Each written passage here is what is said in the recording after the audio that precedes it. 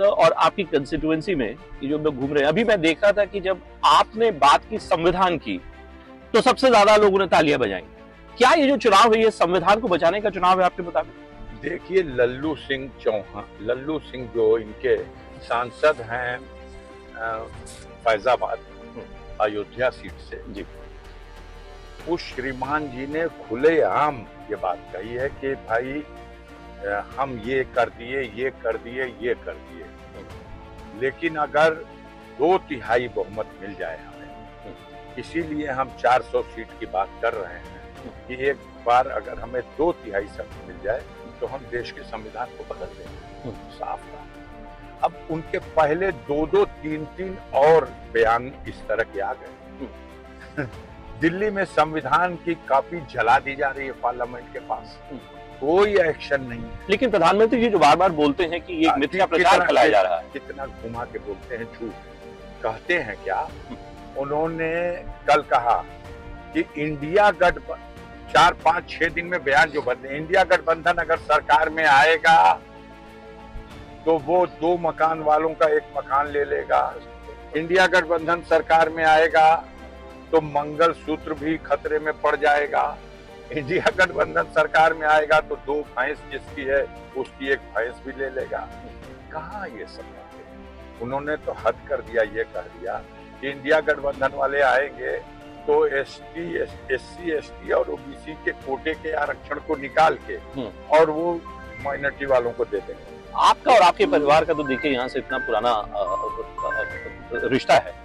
मैं जानना चाहता हूँ कि आपके भाई के इंतकाल के बाद आपने भी एक बात रखी, आपने कहा कि उनको जहर देके उनको मार दिया गया। भाई, हमारा आरोप है, उसके पीछे तथ्य है। 3 महीना पहले माननीय सर्वोच्च न्यायालय में ये याचिका दाखिल है कि मुख्तार की हत्या चुनाव के प्रक्रिया के दौरान की जाएगी और उसका चुनावी लाभ उठाने की कोशिश की जाएगी। और आप अपील हम लोग मांग किए कि उनको हिंदुस्तान की किसी जेल में रख लीजिए। अगर किसी केस का ट्रायल होना है तो जैसे वीडियो कॉन्फ्रेंसिंग से ट्रायल हो रहे हैं सबके, इनके भी हो जाएंगे। सुप्रीम कोर्ट ने मामले में दम समझा, उन्होंने नोटिस इशू किया। स्टेट गवर्नमेंट गई और कूदने लगी कि भाई इनके चौक चौबंद व्यवस्था है, कोई जीवन को खतरा नहीं है, ये तो किसी वजह से ट्रायल प्रभावित करेंगे, कहीं चले जाएंगे तो फलाना दिखाना। उन्होंने कहा जो कुछ करना आप आइए बयानल्फी से। बयानल्फी से गए तो इन्होंने कहा कि इतने कैमरे लगा दिया है, इतने हमारे बंदी रक्षक है, इतने डिप्टी जेलर, सुपरिटेंडेंट, पत्ता परिंदा भी पर नहीं मार सकता। उनके स्वास्थ्य की देखभाल के लिए सारे इंतजामात हैं, डॉक्टरों के पैनल है, कोई जीवन को खतरा नहीं है, गारंटी है।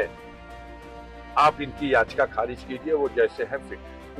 सुप्रीम कोर्ट को कहीं ना कहीं शक मालूम है। उन्होंने कहा कि नहीं, इनकी अपील में ये बात कही गई है कि ये चुनाव के दौरान कोई घटना हो सकती है, तो हम इसको अब चुनाव के बाद फाइनल सुनने के लिए लिस्ट करेंगे जी। तब तक के लिए ये मेरा डायरेक्शन है कि चुनाव के दौरान किसी तरह की अनहोनी घटना नहीं घटनी चाहिए मुख्तार के साथ जेल में। और इनके इलाज के लिए किसी तरह की अगर इनको प्रॉब्लम है तो उसके लिए समुचित व्यवस्था, आवश्यक हो तो समीक्षा करके और ठीक कर दो और पुख्ता कर दो। और उसके बाद ये घटना घटी है जी। खुद मुख्तार ने 19 तारीख को उनको जहर दिया गया और मुख्तार ने अपने वकील को 20 तारीख को ये बता दिया कि मुझे तो रात जहर दिया गया। अब आप ये मामला ट्रायल कोर्ट में पहुंचाइए। ट्रायल कोर्ट में उनके जज के सामने वकील ने दरखास्त दे दी, जज ने रिपोर्ट मांगी। इन लोगों ने कहा साहब इलाज चल रहा, कोई खतरे की बात नहीं है, हम इनको कंट्रोल कर लेंगे। 20, 21, 22, 23, 24, 25, 26 तारीख को हमको रेडियोग्राम से रात में 3 बजे सूचना दी जा रही मुख्तार की हालत नाजुक, मेडिकल कॉलेज बांदा में एडमिट और आईसीयू में है, आप तत्काल पहुंचिए। लेकिन सर आपके मुताबिक क्यों जहर दिया होगा? भाई वो तो जेल में इतने समय से बंद थे, जेल से भी वो चुनाव जहर 2 कारण था। एक तो मुख्तार एक मुकदमे के वादी हैं। जब मुख्तार पर आक्रमण किया था ब्रजेश सिंह, त्रिभुवन सिंह जी, उस मुकदमे में गवाही चल रही है, 7 गवाह गुजर चुके हैं। मुख्तार वादी मुकदमा है, चोटिल गवाह है। उनकी गवाही हो जाएगी तो ब्रजेश सिंह, त्रिभुवन सिंह जो सरकार की गोद में पल रहे हैं, ये दुर्दांत अपराधी, उनके जीवन को खतरा हो जाएगा, वो फंस जाएंगे, उनको नहीं बचाया जा सकेगा।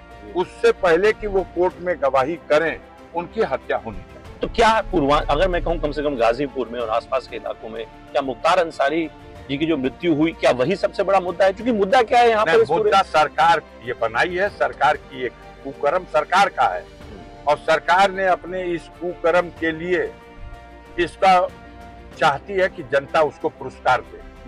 सरकार को ये मुगालता है, गलत ही सही, लेकिन उसे ये मुगालता हो गया है कि हम इस तरह के कामों को करते हैं तो जनता हमारी वाहवाही करती है और मीडिया हमारे मामलों को खूब बढ़ा चढ़ा के दिखाती है। तो ये मुगालता उनको है कि वो सारी बेड़ा पार हो जाएगा कि मुख्तार जैसे समाज के विरोधी सबसे बड़ी ताकत हमने हटा दिया।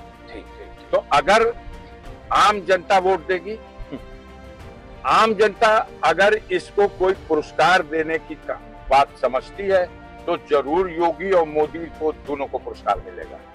और अगर आम जनता इसके अगेंस्ट वोट कर रही है तो उसके अगेंस्ट हो, तो ये मानना चाहिए कि इन लोगों के इस अहंकार का अंत होने वाला है, उसका समय पूरा हो। बहुत बढ़िया, बहुत धन्यवाद, बहुत धन्यवाद।